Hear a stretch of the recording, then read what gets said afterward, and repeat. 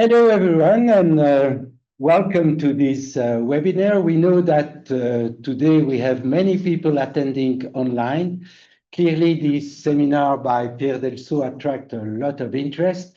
This is not surprising since pandemic preparedness is at the agenda of many institutions, including the I3H Institute. And we can say that Pierre was really the founding father of the agency which is responsible for pandemic preparedness at the European Commission, the so-called Health Emergency and Response Authority called ERA. And it's during your position at ERA that I have the privilege to exchange with you very interesting ideas. And I was really impressed, like many others, by the fact that you had to really start from scratch to build this agency. And not only you start from scratch, but you had also to create this agency in record times, which you did. And we know that you was under high pressure from the Commission, especially the President of the Commission, Ursula von der Leyen. So we will be very happy to hear your experience of building ERA and its missions. Now, just in a nutshell, Pierre has a background in law. He was studying law first at the University of Liège. Then he moved to Northwestern University in Chicago. And after that, you start your career at the European Commission, at the European Court of Justice. Then you served in many departments and directorates of the European Commission, just to name a few: finance, competition, space industry, and defense. And finally, DG Santé, where you was very much interested in pandemics. Just perhaps a word of the fact that you was working for, I think, several years under the leadership of Thierry Breton, that many of us know very well, quite well. So, and when the Commission decided to create ERA, you was at the DG Santé, taking care of pandemic issues. So it was not, you was really the ideal person to be appointed as the Director General of this new service. And we are really very curious to know your vision, and especially your strategic vision, how to address not only pandemics, but more generally health stress. So, Pierre, you have the floor. Thank you very much, and good afternoon to everybody. You know, this camera is moving. Okay, thanks, Michel, for this introduction. It's actually a privilege and honor to be invited to such a panel, and because I know so many friends here, you know, that's, I'm not going to name all of them, but I see Georges over there also, Georges Ciotis and Matthias and Michel, and as you say, we have worked together in the past, and it was a privilege for me too.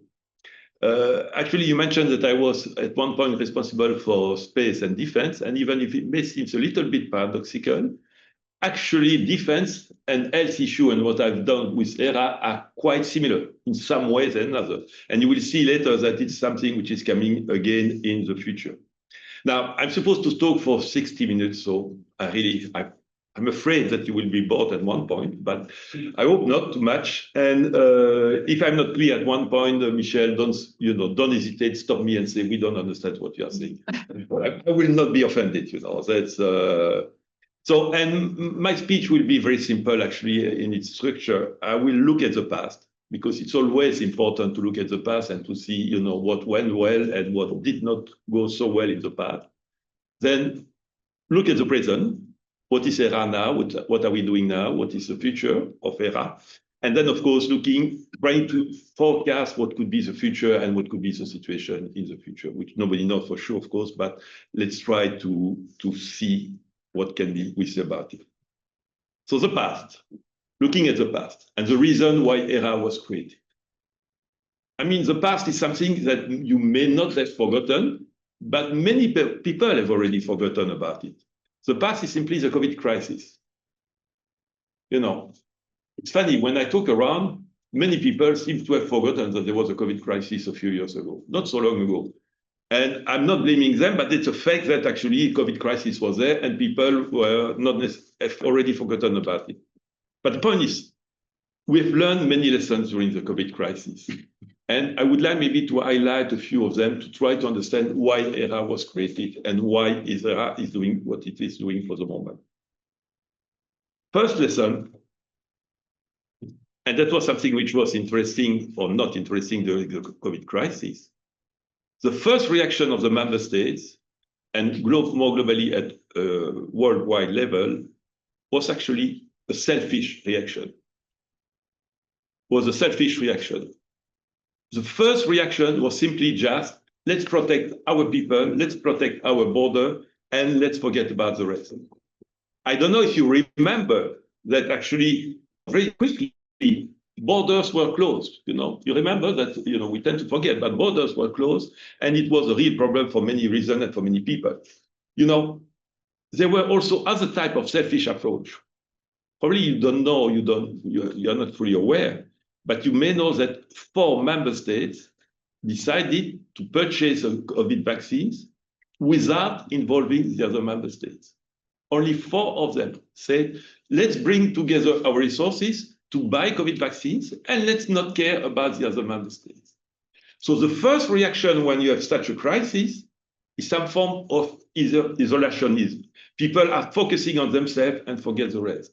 And if you look at the worldwide level, you have seen also the US reaction. Remember the US reaction was they closed their borders and they were simply not accepting to share vaccines, drugs, anything with the rest of the world.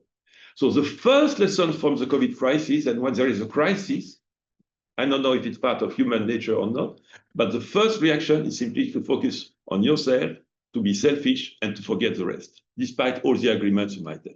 That's the first element which we need to keep in mind, because I believe this is something which is important also for the future. The second lesson when we had the crisis, the COVID crisis, is a very simple one. We were not prepared. Nobody was actually prepared for such a crisis. You still remember, the fight about even the mask, the equipment, the different things which were needed to help, the sick persons. Nothing was available. And nobody was ready for such a crisis. Simply why? Because there were no anticipation. There was simply no possibility for people to be ready for it in advance, because people didn't care about health issues. Let's be very honest with you. People were not so much concerned about health issues. Of course, you had to take care of social securities in member states and so on, but nobody was thinking that a crisis could be like this. And if I may say something which is completely horrible, and we were to a certain extent lucky that it was only, and I'm sorry for that because I've lost people also in my family and so on, but it was only coronavirus and not something which was much more mortal, because things could have been much worse than what they were already, which is already terrible. So the second message is there were no preparation. People were not there. And when we started to buy masks, they were not available, they were not of good quality. When we started to buy equipment, it was not possible. So lack of preparation, which was fundamental. Third element, when we started to have the vaccines, I don't know if you remember, the question was not having the vaccines themselves. The question was the production of the vaccine in quantities which were enough actually to protect our citizens. So there was a third dimension, which was an industrial dimension. Simply, we have a lot of vaccine producers in Europe, but they were not able to produce immediately the new vaccines which were necessary to protect the population. And you may remember, young, most of the people here are young, so maybe they might have forgotten. But you might remember that at the beginning, there was really a fight to try to get vaccination, to be sure to vaccinate as many people as possible. And it was very, very extremely complicated, simply because there were not enough vaccines for everybody. Even if the technology was available, mRNA vaccines were there, but there were not enough production capacity. And it took several months before we were able to do it. And that's a problem, of course, when you have a crisis, because during that time, people are dying. And that was really something which was not acceptable. So the third lesson is the industrial dimension is also important. And that was the same thing for the mass, same thing for all the equipment which was needed to protect the citizens. Without industry behind it, you don't produce enough mass, you don't produce enough equipment which is needed. Test also, everything. So the industrial dimension is something which is extremely important, on which we need to focus if we want to be ready for the next crisis. Now, not everything has been negative. We have learned also positive lessons to a certain extent. And which kind of positive lessons have we learned during the COVID crisis? It's positive and negative in one way. It's positive because we have realized that actually one country, one European country, does not really count at the worldwide level. Even if you are Germany, even if you are France, it's not big enough.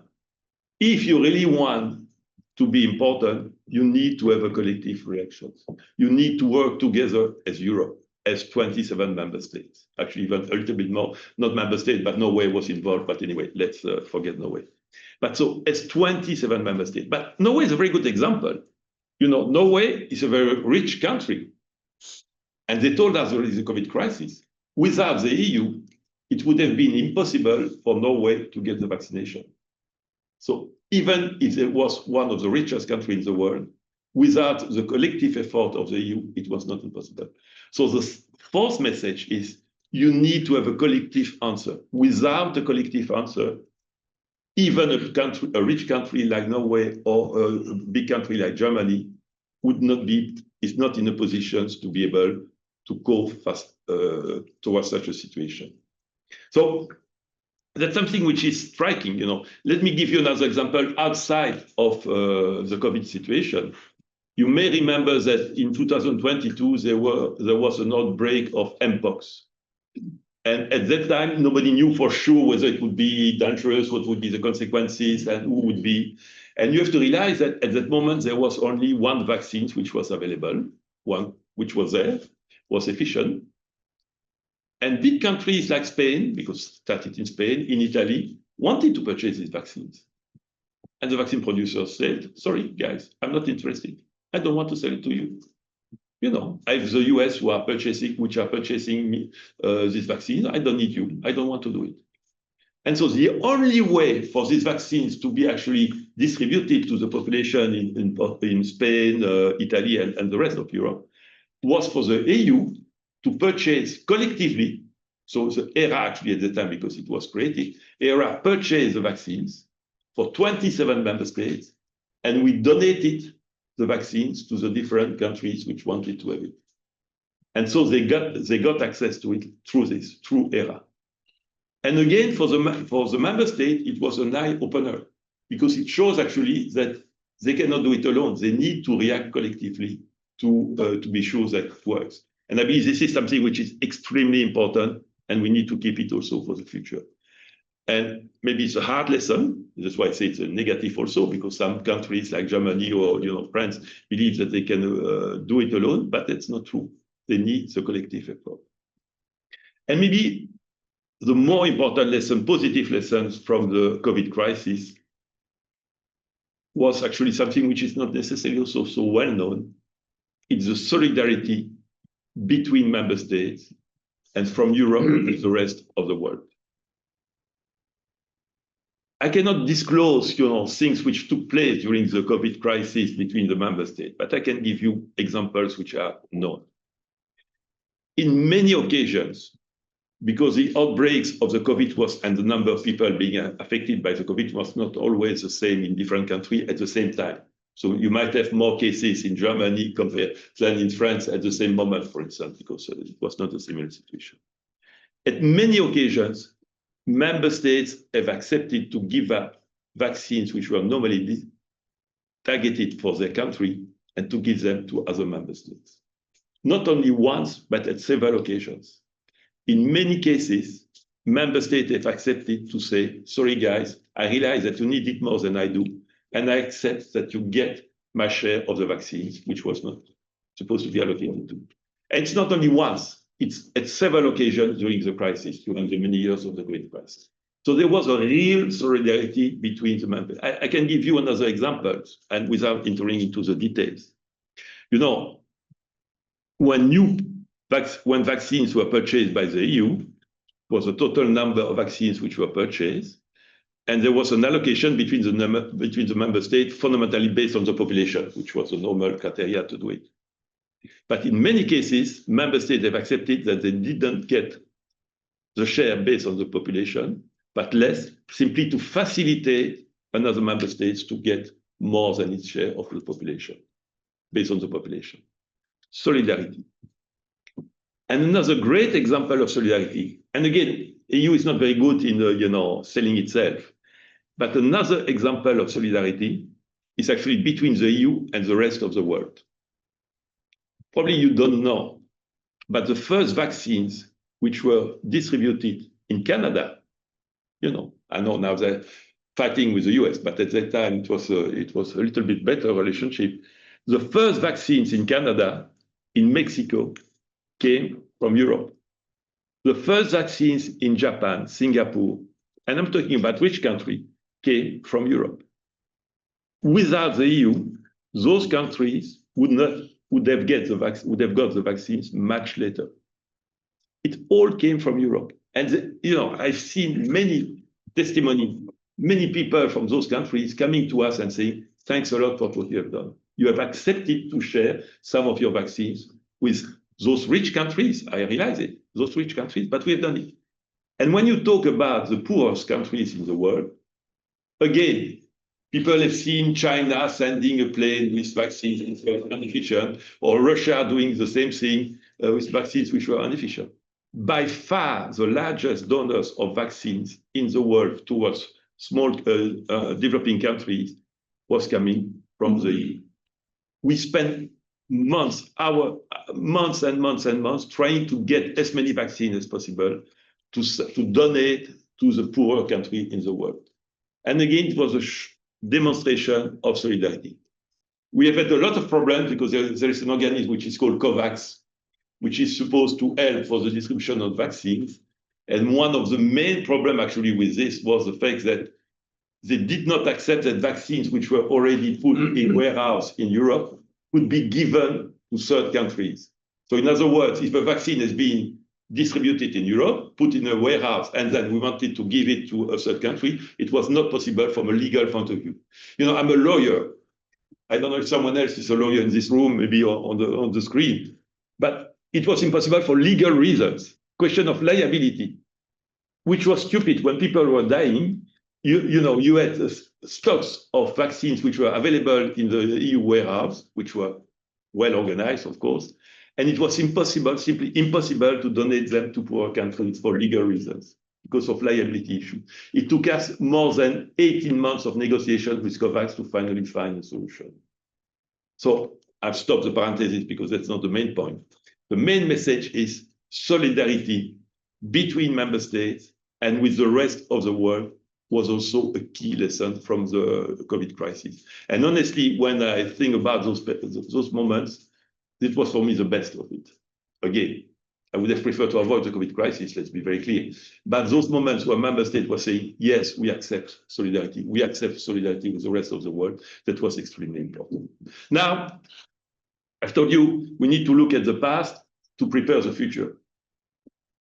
And so the creation of HERA was based on those lessons. Actually, it was done during the COVID crisis. So it was not something which was after the COVID crisis. Even during the COVID crisis, we were thinking, what can we do to prepare for the future, to prepare for the next health crisis? And then the idea came to create HERA. Now, I'm sorry, Michel, I need to change a word that you said, because you say HERA is an agency.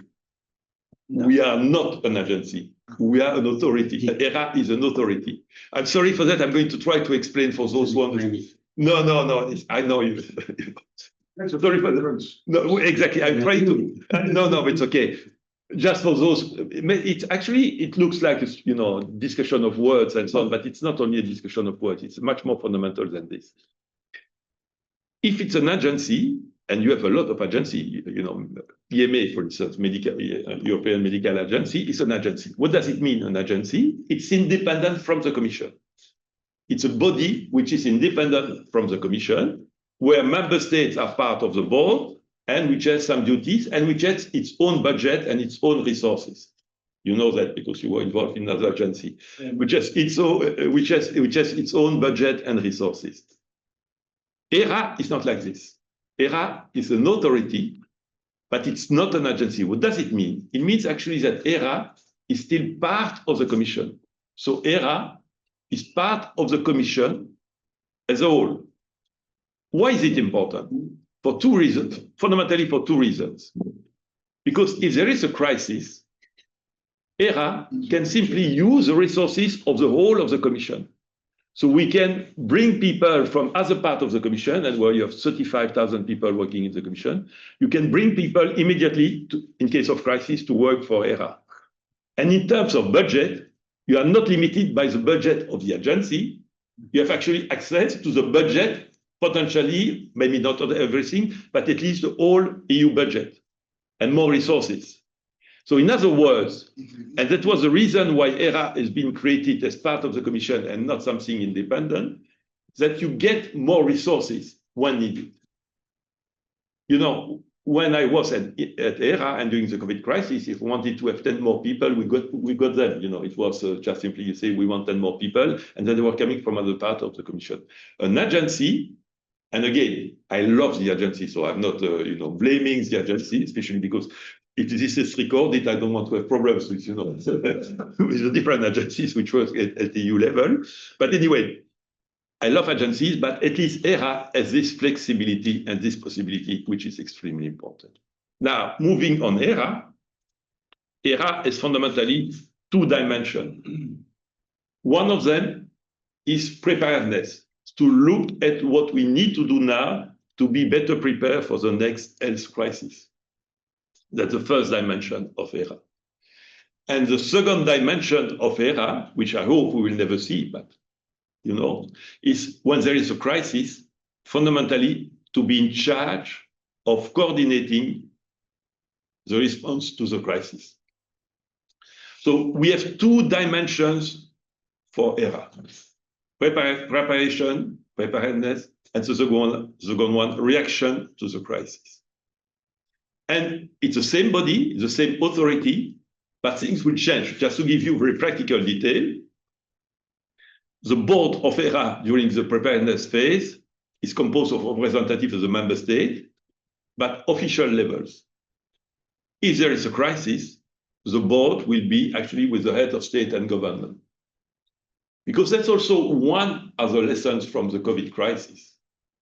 During the COVID crisis, all the decisions were taken by the heads of state and government, not by minister, not by officials.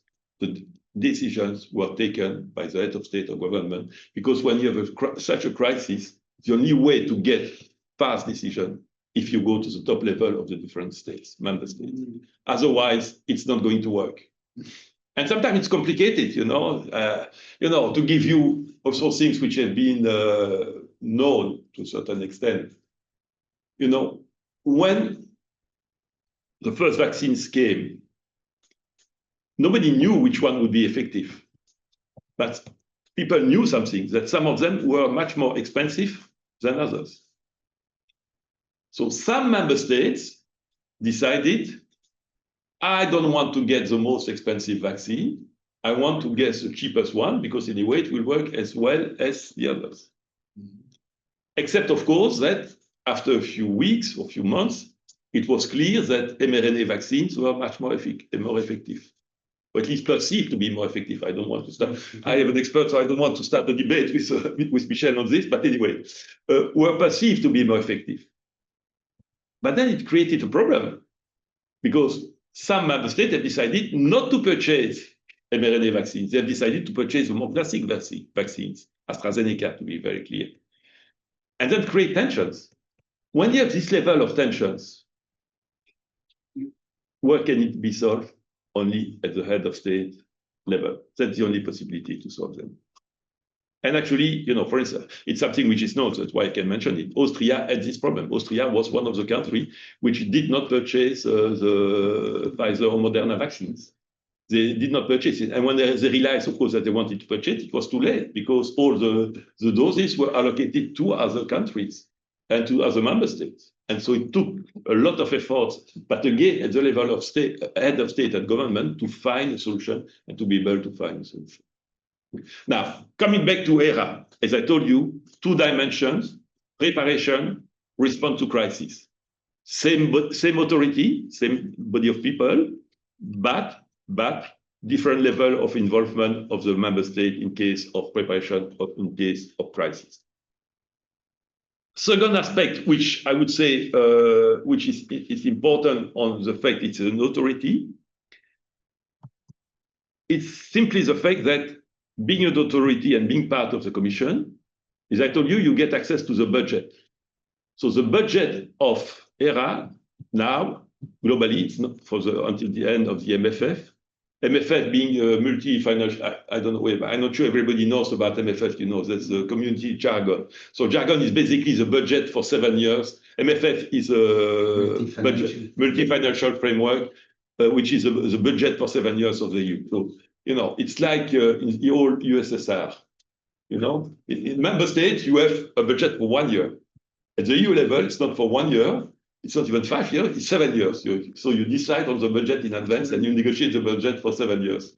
So to come back to ERA, sorry, that's something which has nothing to do with ERA, but point is ERA has access to a 6 billion budget for its project, which is quite a lot of money. And again, coming from different programs, which was there, part of the EU budget, which are being used, could be used for ERA. So that's a 6 billion budget, which is quite a relatively important amount of money. Now, if I look at ERA, there is approximately 100 people working for the moment, because fortunately, we are not in a crisis situation. We are in a more normal preparedness situation. So what ERA is doing now in this phase of preparation? Based on the lesson we've learned from the COVID crisis. First element, ERA is trying to focus on the possible threats which could occur in the future. And they've identified 4 kinds of threats which are possible. Again, nobody knows for sure, of course, that's clear. First threat, and that's something which is very clear, that's viruses with a pandemic possibility. Viruses that we don't know, or maybe that we know, but which so far have not necessarily been dangerous for humans. Let me give you a very concrete example on which my colleagues, former colleagues of ERA are working at. It's a virus which kills a lot of birds, start to kill mammals in some countries in the world. And the fear is simply that one day it will be transmitted between humans, which we don't know, it will occur. So that's avian flu. Avian flu is killing millions of birds everywhere. You have now more and more examples of mammals which are being infected and die because of that. A few humans, but the humans which have been affected are humans working with the birds, taking care of the birds. But the mortality rate is 50%, close to 50%. And so the big fear now is that such a virus would mutate and would be transmitted between humans, first to humans and then between humans to humans, which would be a real problem. And we don't have a vaccines. ERA has invested on the vaccines, for instance, but of course we don't know what will be the virus when it will be, if one day it mutates for human to human. But again, I don't want to focus on one particular case. So the first threat is new viruses, or viruses which mutate and which are could be potentially dangerous. When I talk about new viruses, you have the threat also, with the permafrost changing and new viruses coming from the past. That's something, but nobody knows. So first line of work for ERA is new possible viruses. Virus, sorry. Second element is viruses which exist, but which are not yet present in Europe, but could be or start to be present in Europe because of climate change. So you have diseases which are present in tropical countries, which are not yet there in Europe, or maybe in some small part of Europe, but which could spread around Europe. Dengue, for instance, is one of those diseases. You have, several diseases which are not yet in Europe. And that's a possible threat for Europe. So we need to be ready for this. When you say viruses, you mean pathogens? Pathogen, yes, sorry, pathogen. Sorry, I mentioned I was still pathogens. Third element for ERA, which is something which is extremely important. That's actually something which is killing millions of people in Europe already now. No, but antimicrobial resistance, yes. AMR. It's already there. It's something which is there, and that's a real concern. Again, it's not like the coronavirus, but it's still there. It's something where we need to do something if we want to protect our citizens. So there's the resistance to antibiotics and the fact that actually people are dying because of the resistance of antibiotics. And that's something on which also, again, ERA is going to work. And finally, the last focus of the work of ERA is something also which is a little bit frightening, but that's unfortunately the world in which we are, CBRN, which is basically the threats which are linked to the war, chemical attacks, biological attacks, even nuclear attacks, and so on. That's something I would have preferred to avoid, but that's a reality of our world. That's something which could be there and could continue to be there in the future. So that's the fourth dimension, I would say, of the work that ERA wants to do. Now, when you look at the work that ERA is going to do for those possible threats, again, the idea is to look at the different aspects based on the lessons from the COVID crisis. What do we need to do if you really want to be ready for the next crisis? We need to stimulate innovation. We need to make sure that we are ready with respect to innovation. We need also to have production capacities which are available. Because again, even if you invent a vaccine or a treatment, you invent something, but you are not able to produce it massively, it's useless. So production capacities are also important. And the third dimension is the fact that you need also to have a global vision. You need to work with partners in the world. And so that's the elements on which the Commission is really ERA is going to try to work and to try to do best. Now, if I look at the different phases I mentioned to you, innovation. Innovation is fundamental. Money is available in the EU. One of the key problems of innovation and money which is available at the EU level, most companies simply don't know how to get access to it because it's not in one program, it's in different programs. Things are mixed. And so if you are, maybe if you're a very big company, you know how to do it, but even like this, it's very complicated. So the idea is to create an accelerator, which actually would be a place, one-stop shop, where you would actually get access to all, you would go to one place and then you would get access to the different funding program which exist. And that's something that ERA is going to create, at least, again, focusing on health issue, not for the rest, of course. They are not going to do it for everything. Second dimension, which is also important, is early detection of diseases. That's something which is extremely important. Of course, you have ECDC, so you have, this mechanism, but I suppose you are all experts here, but anyway, ECDC, it's an agency, come back to the discussion we have had before, which is there already to monitor possible crises in Europe. But the idea is to do more. So ERA has created a platform which connects all the existing information on possible threats. Okay, this is called Athena. And this platform is there to try to connect the different platforms which exist and to connect the dots and to see, whether someone might have an information somewhere in the world or not. But this platform will go further.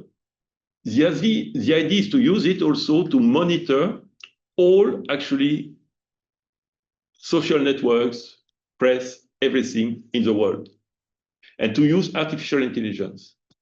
What does it mean?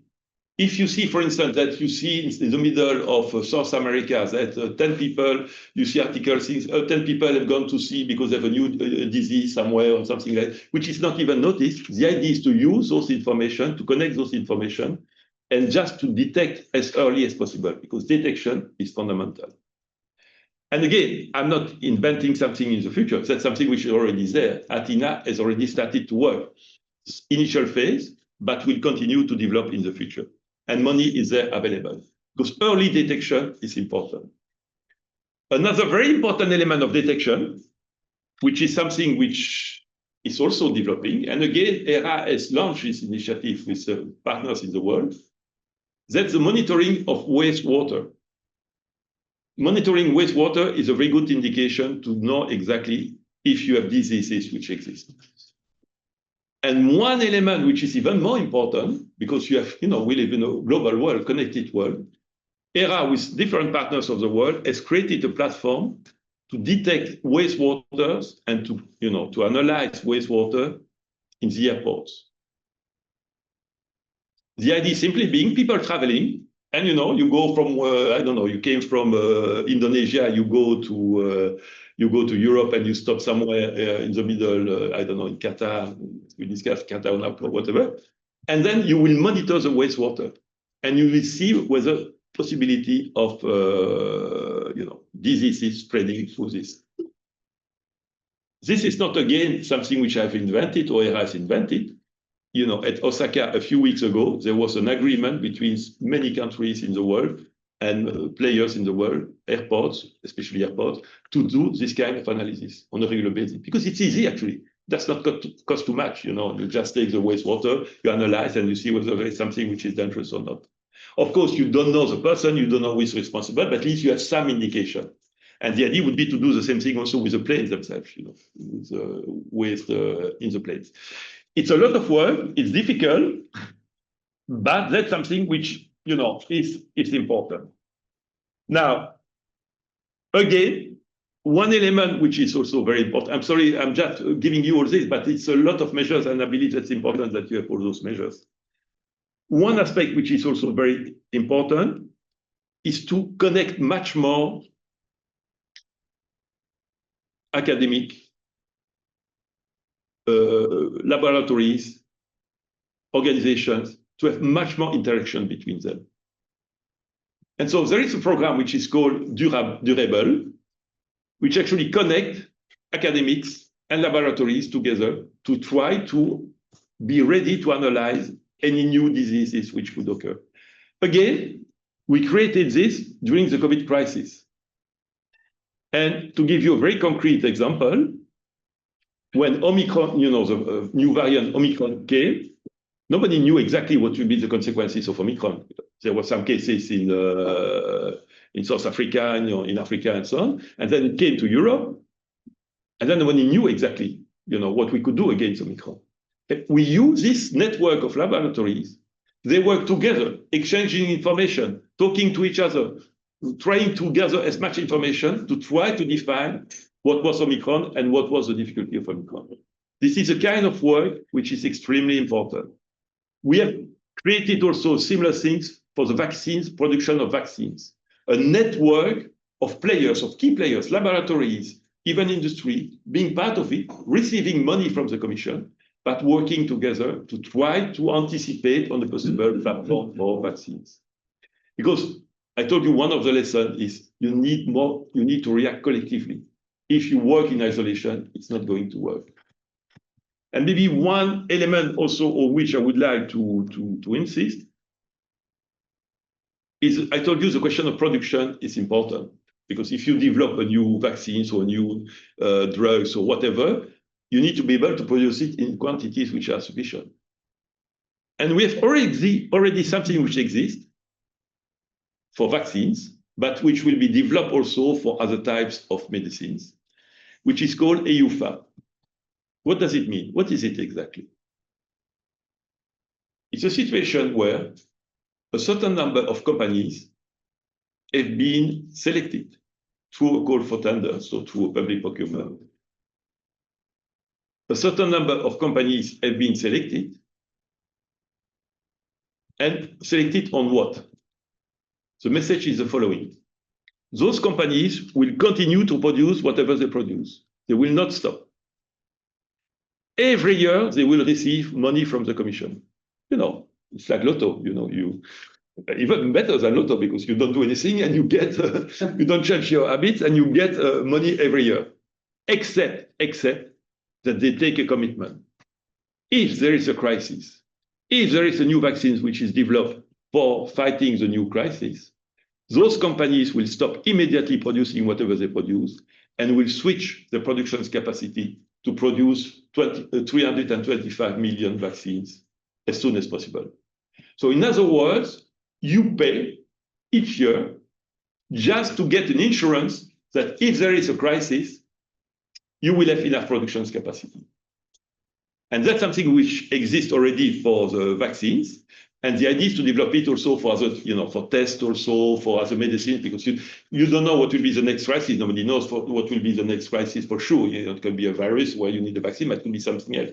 So the idea is to develop a similar approach to make sure that you have production capacities, because we have production capacities in Europe, which are available and which are ready to be used if needed.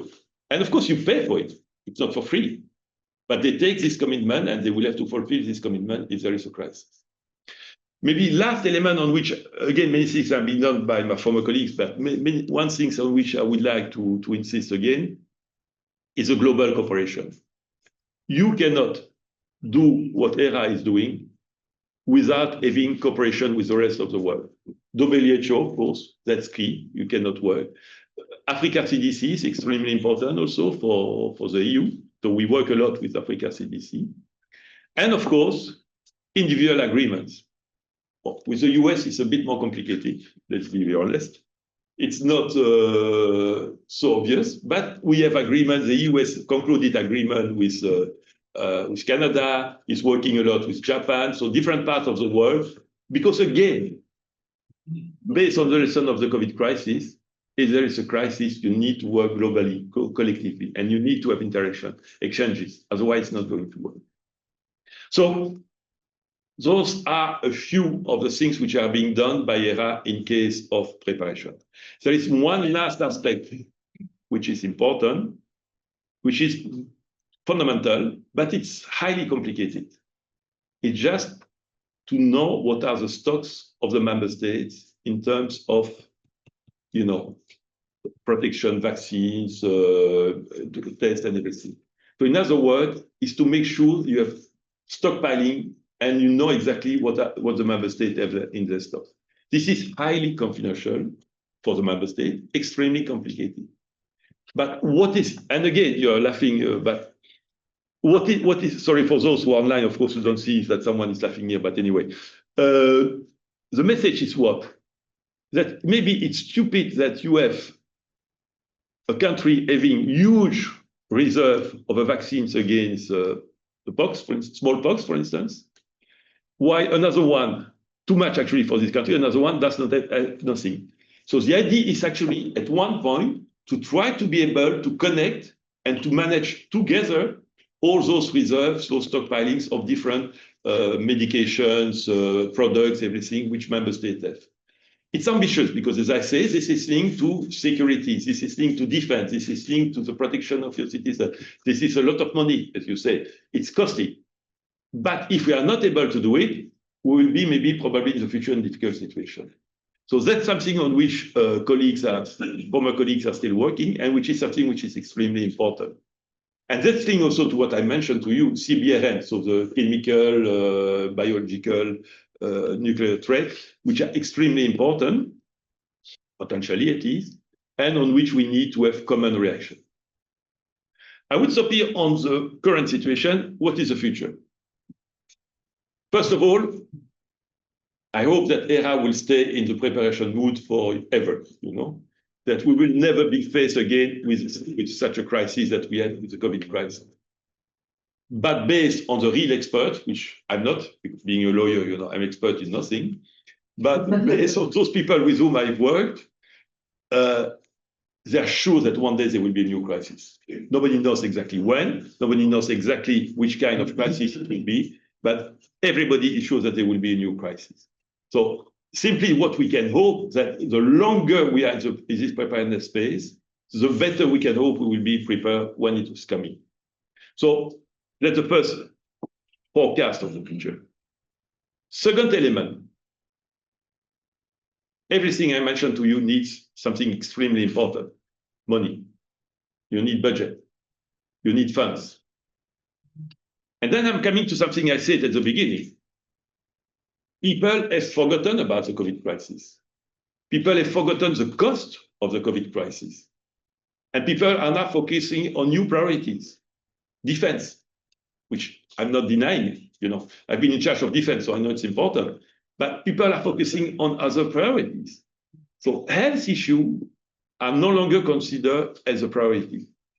And I told you at the EU, for those who are not experts, that we have this 7 years budget where things are agreed at one point for 7 years, and you have some flexibility between the different budgets, but not too much. The real question is simply that the health part of the future budget is not as high as it could have been.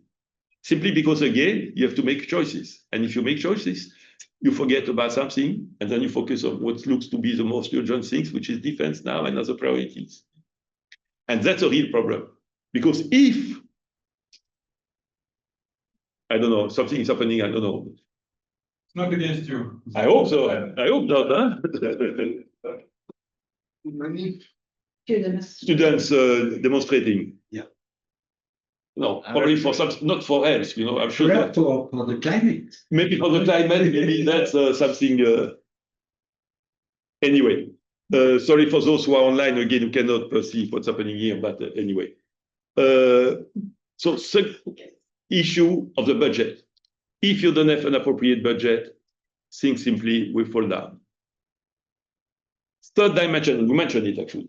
There's the question of the climate and the consequences of the climate, not only by bringing new diseases, but also by catastrophe, earthquake, floods, everything which is there. What will be the impact of this on the European population? Nobody knows for sure. And that's something which is difficult to predict. And again, you need resources. You need to be prepared for this. But that's not that easy to do. And maybe my final remark, to give you an opportunity to ask for questions. My final remark is, I'm optimistic. I remain optimistic. I believe that people are still willing to do what is needed. But there is one dimension which is extremely difficult and where we don't have solutions, even if the EU is trying to work on it. Maybe the major lesson of the COVID crisis, I did not mention it so far because I wanted to keep it for the end. Nothing would have been possible without the nurses, the doctors, the people on the ground, the people working with the population, the people who were there to try to help everybody and who had a terrible life. And this is probably the most difficult challenge because we know that there is a new crisis. Of course, you need to have vaccines, you need to have tests, you need to have diagnostics, you need to have everything. But if you don't have the people who are willing to be there and working, it's not going to work. And this is extremely difficult, of course, because we know that the difficulty, and probably better than I do, of this sector. And that's a real challenge. And for that, we don't know what to do. But without it, it will not work. And so we need to address this. We need to find a solution. Of course, it cannot be done at the EU level, because this is a responsibility at member state level. But that's an extremely complicated one. But without it, if we don't have the nurses, the doctors, and everybody working on the ground, the next crisis will simply not work. We will not be able to face it. So that's a real challenge. I don't have a solution. It's not any way for the EU to have a solution, but that's a solution, a problem that needs to be addressed also at member state level. I will stop here because demonstration is gone, but still, I want to give you an opportunity to ask for questions.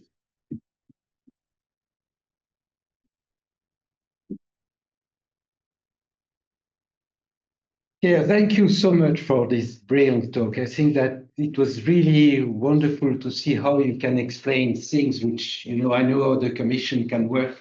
It seems sometimes very complicated and you made Never. it so simple, so clear. So thank you so much on behalf of all of us, and special thanks to Georges Ciotis, who was the first to suggest to invite you. My question will be about preparedness. I was a bit surprised that you didn't mention the importance of preparing society at large to indeed future infectious threats. And I think that trust in vaccines, for example, was challenges during the COVID crisis. So I was wondering if you would include indeed preparing the mindset of citizens to, what would occur during a future pandemic. It's a very important question and a difficult one to answer. Because that's the question of the social networks and the so-called fake news, you mentioned the words and we have been looking at this, the Commission has been looking at this issue, but it's extremely complicated. Because how do you fight against this? And you have certain means, but it's really extremely difficult because, as you said, people are spreading fake information about the consequences of the vaccines or disease, whatever, I'm not going to the details. You all know all of it. How do you cope with it? How do you fight it? It's extremely complicated.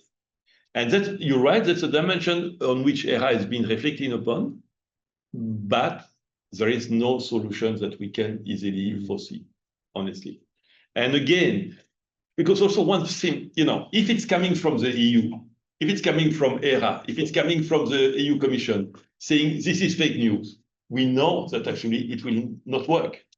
Because people will simply say, okay, but you are part of the systems, you are part of it, so you are not going to criticize it and so on. So this is really something which is difficult, very important. Actually, we have developed internally, the EU has developed internally some kind of strategy to counter this kind of fake news. But first of all, it's difficult to advertise it because would not be a very good idea that you prepare this kind of strategy. And it's not easy to find a good solution. But we count on people like you, actually. I really believe that, I'm not saying, don't take it personally, but my point is, if it's coming from a public body, whatever we can say will not be received well. Yeah. Whatever we can, we've seen it during the COVID crisis again, whatever the Commission or the EMA was saying was not well received outside of the public bodies. So it needs to come from other people. It needs to come from, people, experts like you, and so that's what we need. But how to build this is complicated.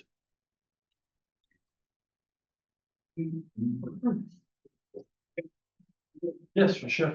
I don't know if you did that. It's fine. It's fine. Thank you very much for your presentation. I have a number. So I'm an engineer. I'm a biomedical engineer by background. So bias, I tend to love models. Not an economist, but for me, the probability of crisis, if you lower you have a boat, the flotation line is high. There's a low likelihood that the deck goes underwater. But if you put more weight on the boat, it goes lower and the deck of the boat is closer to the level of the water. And so the likelihood that it requires a smaller wave to go over the deck. I feel that different points that you've mentioned, from the industrial capacity to the propagation of fake news, are due to the lower resilience of local economies or Western economies. We delocalize the production to other countries. We lose that responsibility. But also in education, we just say we'll trust experts. And we have a lower critical mind. We have lower education level. So my question is, my approach as an engineer would be more like capacity building, both in education and in industrial manufacturing. In my professional capacity, I'm a biomedical engineer. But what I do as fun, let's say, is trying to create the European network of makerspaces, more broadly European than worldwide. And what I'm mostly working on is standards, because the way that we built the internet, which is clearly the best functioning network worldwide, regardless if it's the fastest and the most versatile, is protocols. How do we communicate together? Makerspace was massively, yes. So my question is, what are we doing in terms of collaboration, you were saying, but in terms of rebuilding this capacity? So this capacity building, rather than preparing for a crisis that will happen if we don't have the capacity. Okay. I wouldn't be so pessimistic as you are, but I'm still a bit pessimistic also. Okay. You mentioned something about the production's capacity. I know your question is much more fundamental, but Yes. let's look at the production's capacity. It's a fact that we have delocalized quite a lot of products, which simply are no longer drugs, which are no longer produced in Europe. That's a fact. Mhm. And of course, it's difficult to go against this. Why are they delocalized? Because they're cheaper. And let's not forget one element. In Europe, if you take a drug, it's paid by the social security. And social security does not want, of course, to pay you something too much. Look at antibiotics. Antibiotics are no longer new antibiotics. First of all, there is not much new antibiotics, but when they are no longer sold in Europe. Where are they sold? In US. Because simply in US, you can charge much more than in Europe. Because in Europe, you have social security and you have limitation. But to come back to your question, it's true, it's a real problem that we need actually to find a way to bring back some production capacities in Europe. It's complicated. And let me give you another example. When you have antibiotics, you know, there was a crisis where certain antibiotics were simply no longer available in Europe. We were not able to find them during last winter. So what the Commission has done, we are now working, and actually it's being negotiated on the Critical Medicine Act, which is a legislation which tries to find mechanisms to force simply companies to continue to produce in Europe, to bring back productions in Europe. That's one dimension. Now, on vaccines, I would not be so pessimistic because actually we are still one of the largest producers of vaccines in the world. Not, you will say something, Roland, but India, it's like, no, I'm not saying we are the largest. I'm saying we are. If you look at the production capacity, you know, we produce, you know, billions of COVID vaccines in a few weeks time, or in a few months time, more precisely. But you're right. The fundamental issue is simply how to make sure that we are better in Europe. And that's something which is extremely complicated. And it has a lot of elements which are there. You mentioned, I'm sorry, I've done many things at the Commission, and just opening a parenthesis, so for those who are not interested. You know, for instance, we still don't have a capital market union in Europe. In the US, if you want to get finance to create a new company, you get access to the American capital market. In Europe, you don't. It's extremely complicated. What is the consequences? That you have a lot of startups actually moving from Europe to the US because it's much faster, much easier. We still, if you look at the statistic, number of startups in Europe, it's not much lower than the US. If you look at the number of startups which become big companies in Europe, you will see a huge difference because they move to the US. So you have many problems in Europe. I'm not pessimistic, but Europe is complicated, you know? That's why the Commission is now looking for creating, facilitating. But you know, I'm an old man. So 25 years ago, I was in charge of financial services, and you know, we create a big plan, and we say we are going to create a framework for companies to grow in Europe. 25 years afterwards, I see exactly the same kind of speeches, the same kind of measures that we already did. So it takes time. But I always keep giving the same example. Sorry for those who have already heard it, maybe you have heard it. Look at the US. Foundation, 18th century. Less than 100 years later, where are they? They were fighting together. We are much better than the US were at that time. We have actually much more advanced to a certain extent in integration and working better than the US when there was a secession war. But it's not easy. We need to do better, and I agree with you. But that's much more fundamental issue, and we are much behind this issue of health issue. It's a much more fundamental issue. But we can have a discussion after. I will be shorter. Yeah, I'm too long. I'm too long. Yeah. Sorry. It's in the same line, and it's about the relation between EU and US. I think I wonder how much you are concerned with that. And I would like to give you an example. I just discussed with a head of GSK in Belgium, and he said, look, we are not able to take any more decision here in Belgium. It is in UK. And UK is giving more and more power of decision to US. So how are you going to compensate this? Because if you depend of US for the decision, we cannot progress here. You don't have to convince me, I'm already convinced. And the real question is simply, as you say, how do you cope with this? What can you do? Yeah. And the only solution is to have stronger companies in Europe and to have more investment in Europe. No, but that's, you know. Sanofi is in US, GSK in US, they are all in US. They're all, I used to work, I used to work for Solvay. They are moving more and more to, they are no longer called Solvay, but anyway, they are more and more moving to the US. Everybody's moving to the US. I've seen companies, I'm not giving the name, it's a very bright companies. They are doing something, again, I cannot disclose, but it's a Belgian company initially, funded by 2 Belgians. They are doing great things with giving them money. Gates Foundation, the US, and more they are moving to the US. But the point is, and that's why we need actually to be stronger in Europe, and that means that we need to realize that actually we have strengths, abilities in Europe. And but that's complicated. I know. If you have a magic solution, I buy it. But what is your magic solution? Well, when you move a company, you don't move the people, and the knowledge and the brain of the people. So companies are just one, it's an organization. It's meant to organize power and people. No. But decisions are being taken as well. And that's the point. Take over the power. Sovereignty from European Union, European nations need to take control of their own factories. If you try to sabotage the sovereignty of a country, you have the right to take control of the country. So I'm a little bit worried about the insurance you got from the companies to produce enough vaccines, for instance. If Trump said no, what are you going to say? He said, but to give you, we had a situation during the COVID crisis where he said no, but still we got it because one vaccine was actually produced partly in Europe, then was sent to the US and was coming back from the US. And Trump said, I don't want you to bring it back from the US to Europe. And finally, we found a solution, even with, of course, it was the first Trump, it was not the second Trump. I don't know what would be the situation with Trump. But I agree. But you see, the point is, companies are important because decisions are being taken somewhere.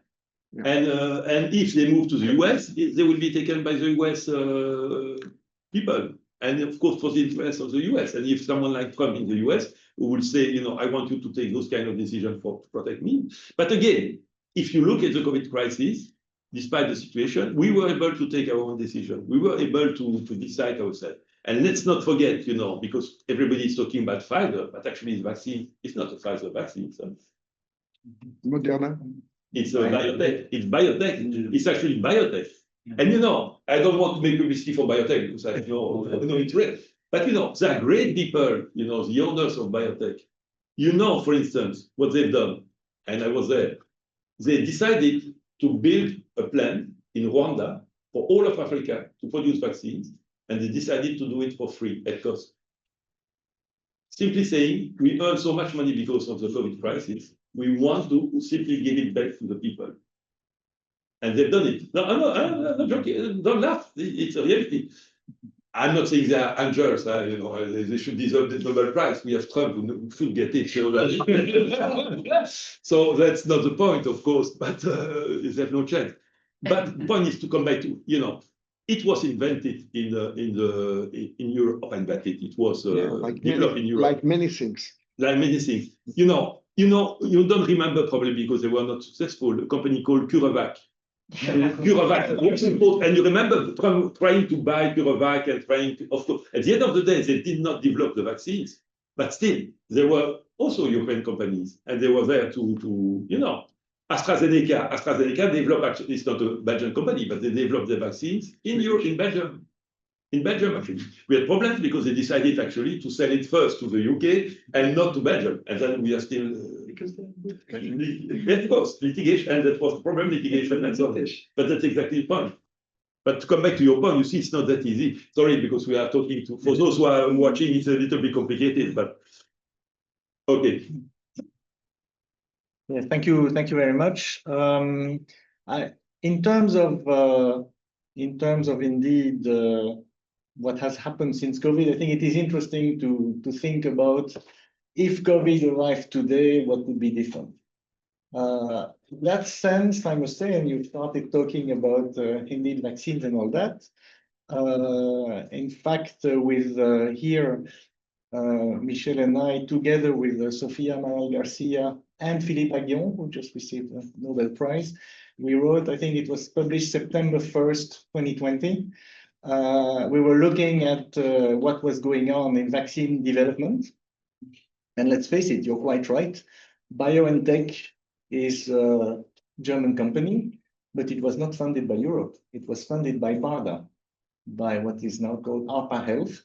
And so I think it is interesting. That was, as we said, Trump 1.0, which was much less bad than Trump 2.0, except, of course, you know, all the crazy things he said about bleach and all these kind of things. But let's face it, BARDA was able to concentrate a lot of funding. I think it's 1 to 2 billion for each project on 6 projects.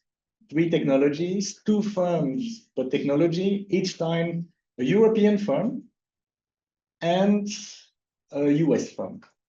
And by the way, they were, well, some say they were a bit lucky, but in the end, all of them got at least either FDA or EMA approval. So, but I think, and that's what in fact is completely in the line of the Draghi report that is indeed talking about what should Europe do. So as he says, and you said, money. And then he also said a good administration to organize this, a la DARPA, BARDA, and so on.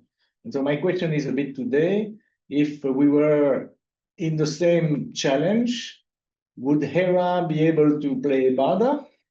No, HERA is much better than BARDA. I'm a little bit exaggerating, but to be, Matthias, to be honest, again, of course, it's easy to say, to reply like this.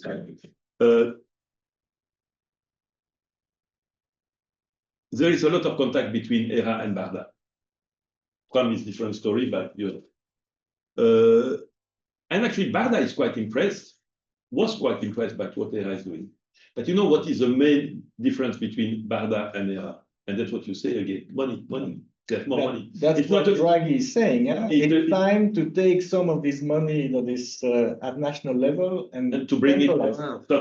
So the main difference, it's not a question of, you know, so the but way also the administration. I think let's see whether the European institution, whether there are agencies, authorities, or commission or whatever, can be run like the DARPA and ARPAs of this world. And I think that is also a very strong point that Draghi makes. Yeah, I know. And, you know, I told you I was in charge of defense, so I work also a lot with DARPA, which is a body in the US and also which works for innovative projects. So to simplify for those who are not experts, I know you are, but which basically is a way actually to fund innovative projects, which some of them will never bring something, but sometimes one of them will bring something.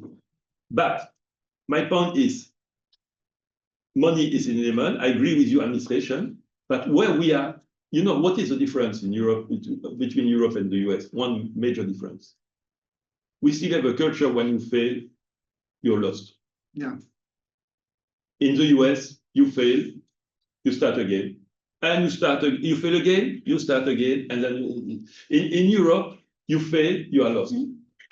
I'm just a little bit exaggerating, but only barely. And that's important. You know, let me give you another example. Sorry, just talk about money. But you are, of course, an economist, you know. How much money is sleeping on a bank account? A lot.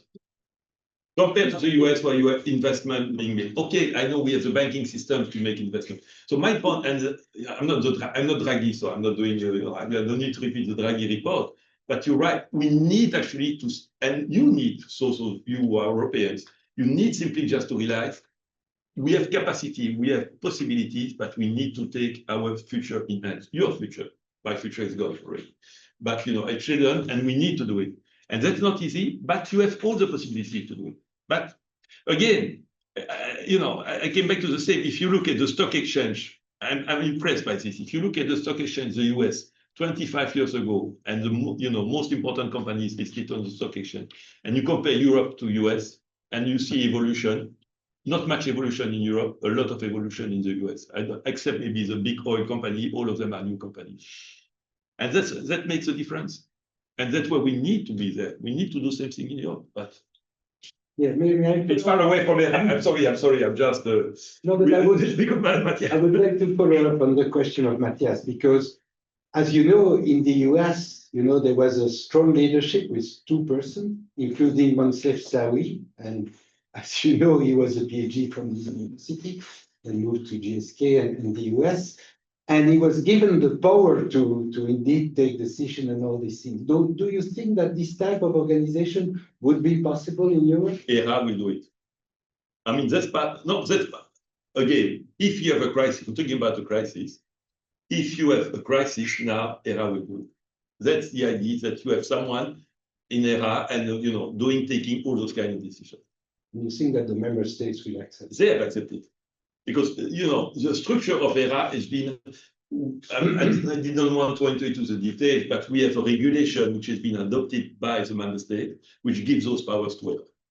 Okay. So it's there. Now, if people are dying, I don't know what course will be the situation, but it's true, it's like this. But again, you're coming back, you're comparing one country, the US, with 27 member states. But I would like you to come back to the message I gave you. Solidarity between the member states was quite impressive, honestly. I can tell you that I spent, Christmas times.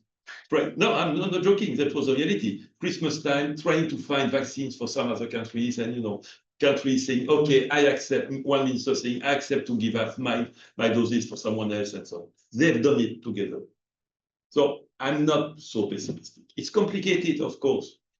It's complicated, but I'm not so pessimistic, completely pessimistic. But the real issue, and I know I'm obsessed by this, but without resources, it's not going to work.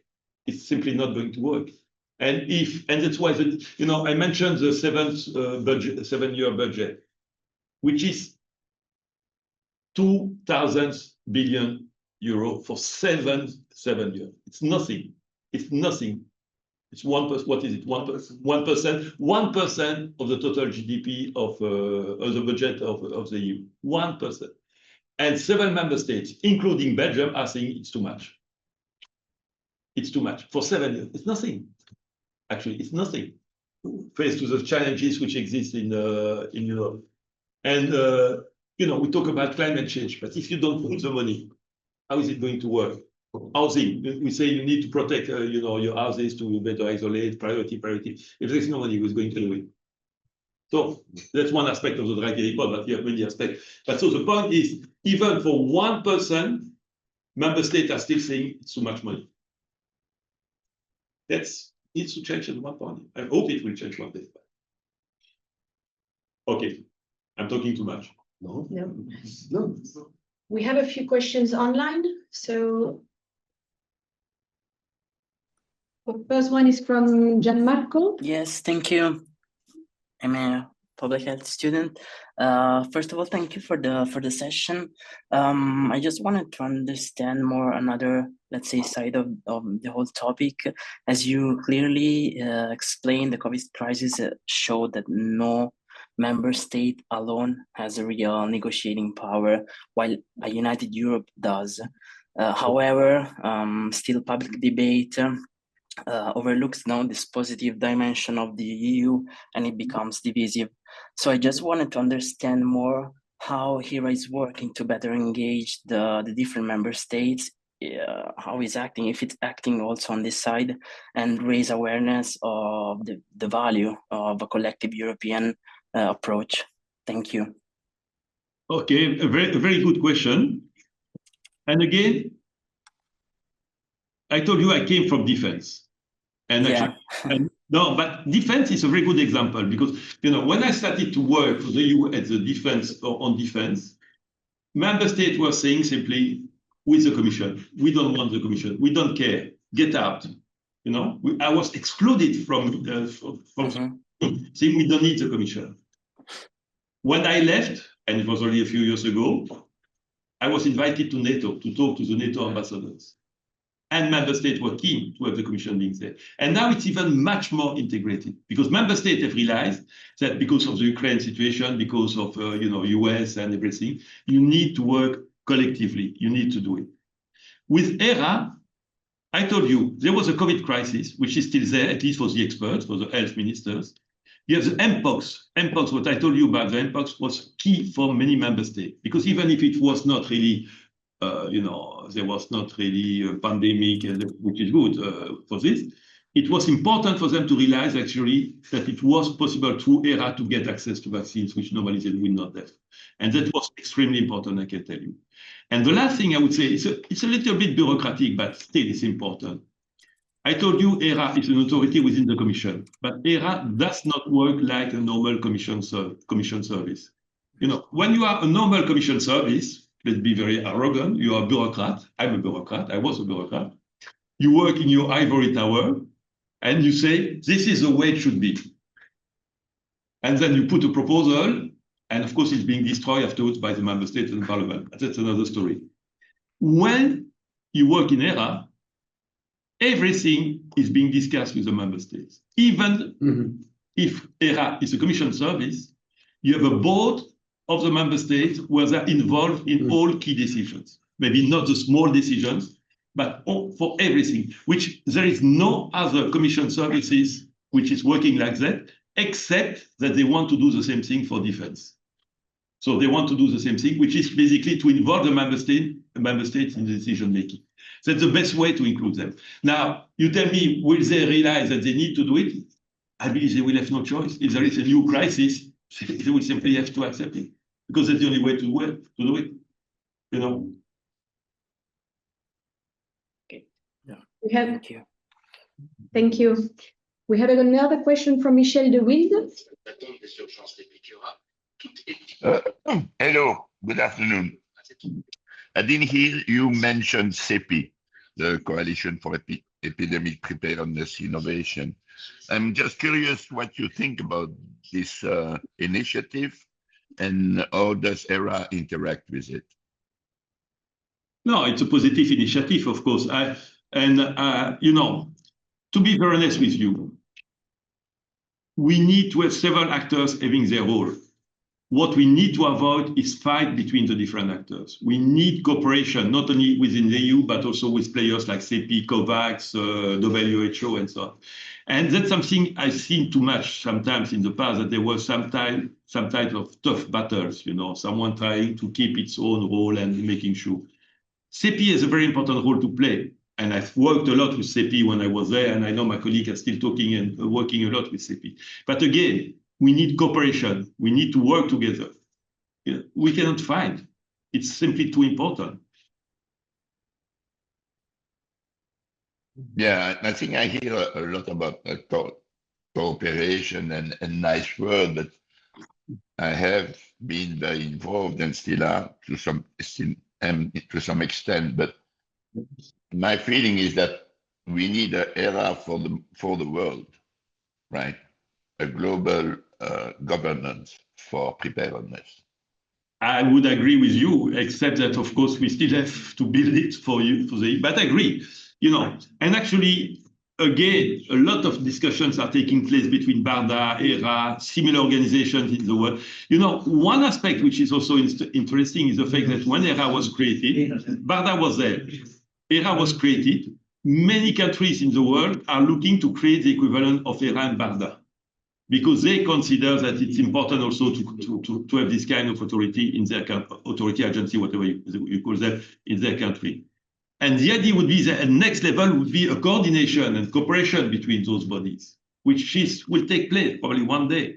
And you're right, perfect world would be to have a perfect organization. But you know, if you look at WHO, which is there, which to a certain extent should do it, or at least should create some things to do it, it's very complicated because when you are at worldwide level, it's difficult to obtain something. And the US withdrawal from And the US withdrawal from WHO, of course. So my only hope, to be very honest with you, but not only, I have several hopes, but at least one hope, that it will take so long before we have a new crisis that at least we have time to progressively find a better structure and better organization. But it's a hope.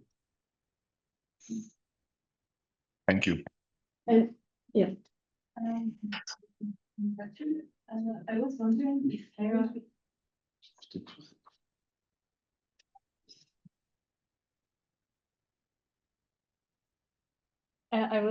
if HERA had anything similar to the NIH model of long-term research. So if you have any like European level long-term research center. No, there is long-term research. We have this, HERA has this kind of things. Not HERA itself, again, it's investing. HERA is investing in this. But again, you know, to come back to Matthias' point also, you are comparing to BARDA, but HERA has been created only a few years ago. You know, it's still new. It's still something which is developing.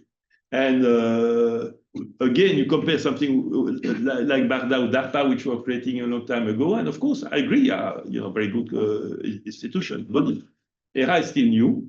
It will take time. The question is simply, we need to move faster because we don't know how much time we have. We don't know how much. But again, if you know, I don't want to make publicity, but if you connect all the players in Europe and you are able to make them work, you know, I mentioned Institut Pasteur, you have other bodies and so. If you try to connect them and make them work together, we have to come back to a certain extent to your point. We have huge capabilities in Europe, huge capabilities, and we should be proud of those capabilities. The question is simply just to make sure that we cooperate much better. And that's, I know it's a nice word to come back to the previous question. Cooperation is a nice word, and of course you never say you are going to fight together because that's not the message you expect. But it's a reality. We live in a world, and we have talked about the US a lot, but we have not talked about China, you know, or even India. So we focus a lot on Trump, but you have also China, you have everything. So Europe has no choice. If we simply do not work together, you know, my fear one day would be that Europe will become the Disneyland of the rest of the world. You know, we will be simply just there to visit our nice cities and castles, and that's it. So I'm just a little bit exaggerating, but we and you, young generation, you have to take responsibility to make sure it's not the case. Thank you very much. We have another question from Ricardo from the European Community Pharmacists. Yeah, good afternoon. Thank you for this important discussion. It was very interesting. Yeah, we represent the European Community Pharmacists, and as you know, we play a crucial role in preparedness. At national level, we vaccinate, we do AMR stewardship programs, we play a huge role in patient consultations, in informing patients, especially during crises, in tackling misinformation. So my question would be, it was very interesting to see in the last couple of hours the focus on the upstream supply chain, which is crucial. But at the same time, my question would be, what could be done better in the downstream supply chain? So when it comes to healthcare professionals, healthcare providers, prescribers, and so on. Thank you. That's what I said also at the end. That's something which is extremely important. And that's, it's a challenge and it's not easy. And to come back to the pharmacist organizations, you know, we discussed a lot also during the COVID crisis, how to try to involve more the pharmacists with our association. But let's not forget something which is extremely important, that at the end of the day, it's still also the competence of the member states. Yeah. And it's not for the EU to decide on everything. And for instance, just you mentioned, for instance, vaccination being done by pharmacists, which is important. It's not for the EU to decide on this. That's complicated.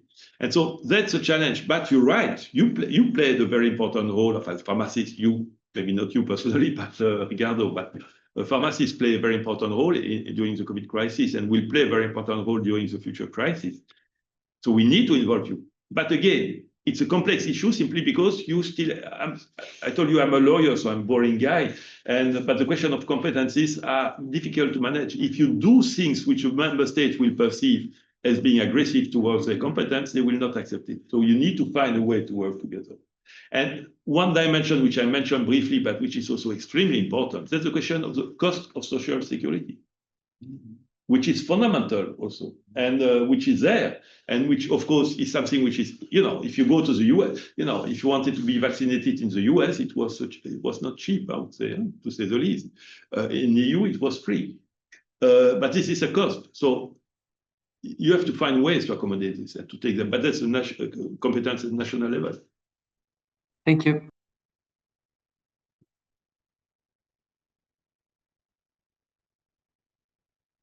So I have a question regarding is there any bilateral agreement between the different hospitals in different states? I mean, to balance the supply and need in epidemic times in terms of the beds and doctors, maybe the nurses there. No, not yet. We are looking at, as I said, the stockpiling, so the reserve accumulated by the member state between the countries. No. Now, again, if you look during the COVID crisis, you have hospitals in Germany accepting patients from France and from elsewhere, and vice versa. And so you have this kind of solidarity, but we are not yet there. And because simply, even within the member states, you still have difficulties, between hospitals and getting the information and so on. There is no transparency. We discussed briefly on some different contexts. One project on which I really believe, and we need to have, using digital world, we need to be much more integrated. We need to be in a world where all data and everything will be integrated and available, of course, in an anonymous way. We need data protection is important and so on, even if the Commission is looking at what to do with data protection, but that's another story. We need actually to have much more integration. And also for the patient, it's something slightly different. But as a patient, if my file is in a Belgian hospital and I'm sick or get an accident in Italy, I would like to have a way to get access to my, not me, because I will be maybe dying, but at least someone will need to get the information quickly. This kind of thing, we need to build it. We need to develop it, but we are not yet there. But, it's up to you, actually. It's funny because it's also the new generation. You need to push on this. You need to be able to explain. And when you will be in charge, one day you will be in charge. I don't know what you are going to do, but you will be in charge of something. It's up to you to continue to push for this. With respect to that, we saw the climate change and protests passing by. Young people are aware of things that need to change. They will also make to change policy. On the other hand, when you compare to the plague, the reminders are everywhere. For example, Italy, Venice is full of reminders of the plague. Where are the reminders and the awareness of the public to not forget about the COVID crisis and how bad it was? The plague was a long time ago, and it's true that I remember when I went to Italy and I discussed with I'm not going to give you the name, but a very important scientist specialist, and he's from Siena. And he told me, at one point, Siena was by far one of the largest and more economically most important city in the world. And they wanted to build a huge cathedral. They started, and then the plague came. And if you go now to Siena, you will see the current cathedral, which is much smaller, and you will still see a pillar of what could have been the biggest cathedral in the world at that time, but simply stopped because of the plague. And he used it as a very good example to say, diseases can stop actually everything, can stop the economic development. No, because simply we live in a world, as I say, where people have forgotten. If I go in the street and ask to those students, what do you think about COVID? They would say it's a boring time. We did not have time to go to, we don't see our friends. We had to when I talked about children, that's what they tell me about the COVID. They have no perception of it. It's like this. We live in a new world. We have no possibility. The real challenge for me, as I said, is what if we have a new disease, whatever, which is much more dangerous, even much more dangerous. What will be the situation? Because when you remind at that moment that you need to do something, it's too late. Or it's too late. It will take time before you will have a lot of people dying. And I don't have a magic solution. My solution is simply, let's do the best. Let's continue to work on it. Let's try to talk to people, and then we'll see. Wonderful conclusion. So I think that we still have 1 minute to 1 minute. thank again Pierre for his talk. And I think that you deliver a number of important messages. And I think that I really like the way you empower the new generation and explain why it's in the hands of the new generation to actually to prepare the future. Thank you so much.